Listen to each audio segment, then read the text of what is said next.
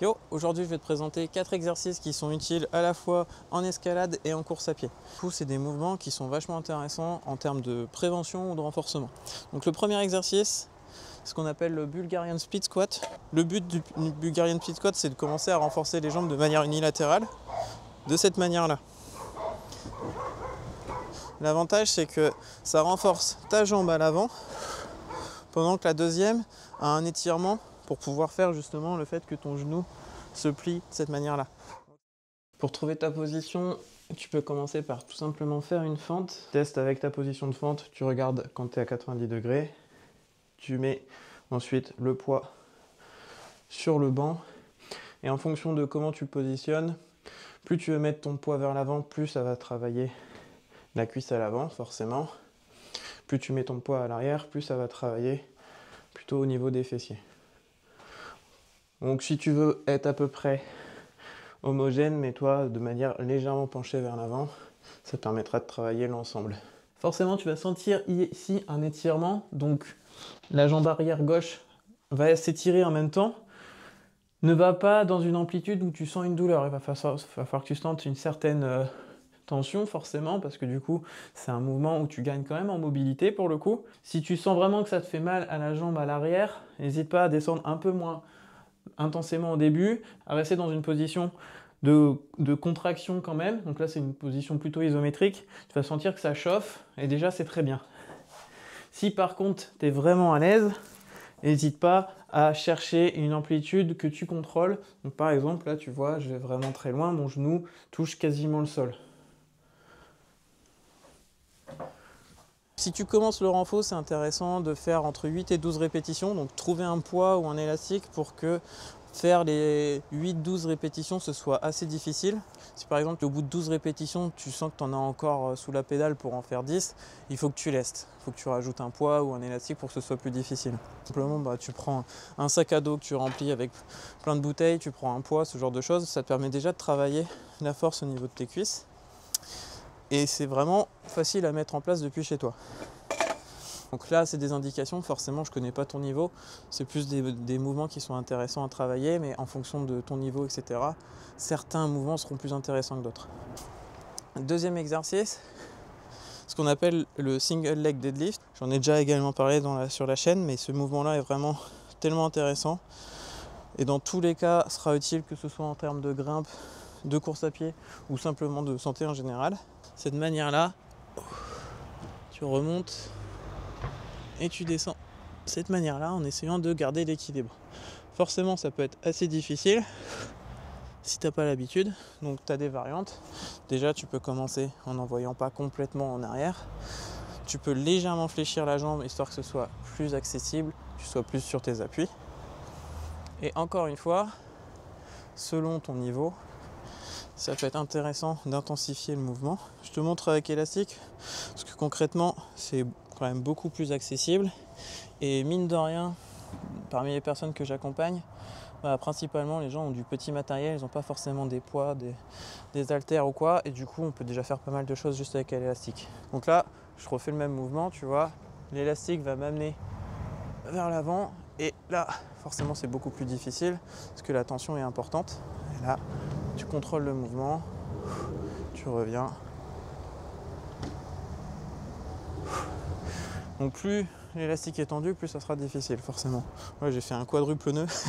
Pour intensifier le mouvement, tu peux également travailler avec un poids au sol, comme ça par exemple. Tu vois, ça fait une torsion au niveau de mon torse. De cette manière-là, ça me permet de travailler également le gainage en plus de l'équilibre, en plus de travailler l'arrière des cuisses. Clairement, ça dépend. Si tu n'es pas à l'aise, tu peux très bien prendre le poids à deux mains pour prendre l'habitude. Ensuite, au niveau de la jambe arrière, le mouvement de base, c'est quand tu le fais à deux jambes, c'est ce qu'on appelle le soulevé de terre. Par exemple, ça va être un soulevé de terre roumain.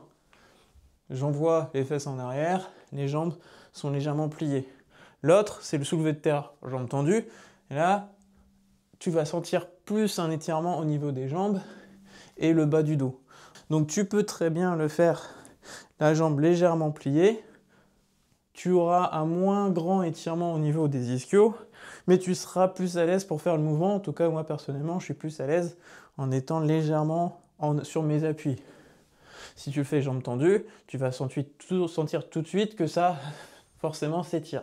Je te dis pas qu'il y a une version meilleure qu'une autre, clairement. Il y a juste pas exactement le même bénéfice derrière.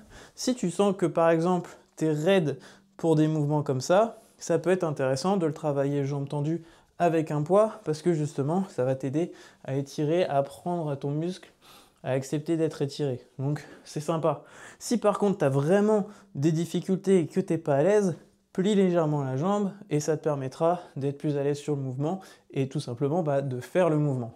Personnellement, je préfère que quelqu'un fasse un mouvement, même s'il n'est pas fait parfaitement, mais avec des charges qui font qu'il ne se blessera pas, que s'entête à vouloir faire le mouvement parfait, mais au final ne réussit pas et ne le fasse jamais.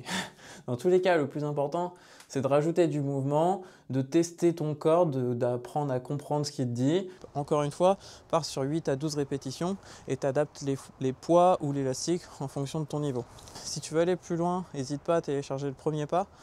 Ça te permettra de prendre du recul sur ta pratique, tes objectifs, etc. Dedans, il y a notamment une séance de renfo, une séance de mobilité, un peu d'alimentation. Ça te permettra également d'échanger avec moi si tu veux aller plus loin. Par rapport à tes objectifs, je pourrais te guider. Donc là, c'est vraiment 2 exercices que tu peux mettre dans une séance de renfo. On va faire du gainage. Donc là, on va faire un gainage assez particulier, ce qu'on appelle le Copenhague Plank. C'est vraiment une tuerie. Ça va te permettre de faire du gainage oblique et travailler également les adducteurs parce qu'on n'y pense pas assez souvent. En escalade, c'est vachement intéressant de le faire. Et en course à pied, vu qu'on court toujours devant, forcément, les adducteurs sont un peu oubliés et ça peut être vachement intéressant pour se stabiliser. On va faire 2 variantes. La variante la plus simple, c'est avec une chaise. Tu vas mettre ton genou sur la chaise. De cette manière-là, tu vas te relever. Tu sens que ça va gainer sur les côtés. Donc plusieurs variantes. La variante la plus simple, c'est de rester dans cette position 30 secondes. Si tu sens que c'est relativement facile, tu peux faire avec des remontées et redescendre sur le côté. C'est le niveau 2. Et le niveau 3, c'est de mettre carrément la jambe complète tendue. Là, on n'est pas du tout sur le même niveau. Donc là, on est sur le niveau 3. Tu sens que ça va tirer ici, ça va bien chauffer. Donc il faudra bien que tu t'échauffes aussi avant ça. Et si vraiment t'es chaud, tu peux carrément faire le mouvement. Mais là, clairement, vas-y tranquille. On part sur 30 secondes de position en fonction de ton niveau. Tu adaptes la variante qui sera la plus adaptée pour toi, tu adaptes le niveau. Dernier exercice qui sera utile à la fois en escalade et en course à pied, c'est de faire des levées de mollets, tout simplement. Alors pour le mollet, ce que tu peux faire pour commencer, c'est des élévations de mollets. Donc tu peux commencer très simplement au sol, de cette manière-là. Une fois que tu seras à l'aise avec une seule jambe, tu vas sentir déjà que ça renforce pas mal. Et si tu veux complexifier, partir sur un support où tu vas avoir le talon qui descend plus bas que ton pied. De cette manière-là, ça te permet d'avoir un étirement complet en plus. C'est en bonus. Forcément, c'est un peu plus difficile. Adapte encore une fois en fonction de ton niveau. Et une fois que tu seras à l'aise, tu pourras le faire carrément à une jambe. Dans ces cas-là, moi personnellement, je m'aide un peu d'un mur pour être plus stable et pouvoir faire les répétitions dans la foulée, parce que sinon effectivement c'est un peu chiant. Tu tombes, tu te remets, tu tombes, tu te remets, là au moins tu es stable. L'intérêt de faire ça, c'est que du coup tu gagnes un étirement complet au niveau du mollet et de la cheville, parce que tu vas vraiment, ton talon va en dessous du sol. Si tu gardes la jambe tendue, ça sera plus difficile. Bon, tous ces exercices là, forcément, je ne connais pas ton niveau, encore une fois, donc adapte-les en fonction de ton ressenti, de ta pratique. Oublie pas de garder des temps de repos entre les exercices. Donc je te mets juste ici un peu le récap de la séance que tu peux faire. Franchement, c'est une séance qui est quand même très courte. En 20 minutes, elle devrait être torchée. Ça te permet de commencer à faire du renfort, de faire de la prévention de blessures, même si on ne peut pas prévenir toutes les blessures, faire de la limitation de blessures en tout cas. Parce que de cette manière-là, ça te renforce sur des amplitudes que tu ne maîtrises pas encore forcément, mais du coup, quand tu devras les atteindre dans ta pratique sportive, tu seras prêt. N'hésite pas à me dire ce que tu en as pensé. En attendant, je t'invite à regarder cette vidéo juste ici, où je parlais de l'importance de maîtriser sa respiration en escalade notamment, ça peut être très intéressant. Ça te permettra de trouver peut-être quelques petites pistes pour éviter de grimper en apnée. En attendant, je te dis à bientôt, profite bien et prends soin de toi. Ciao!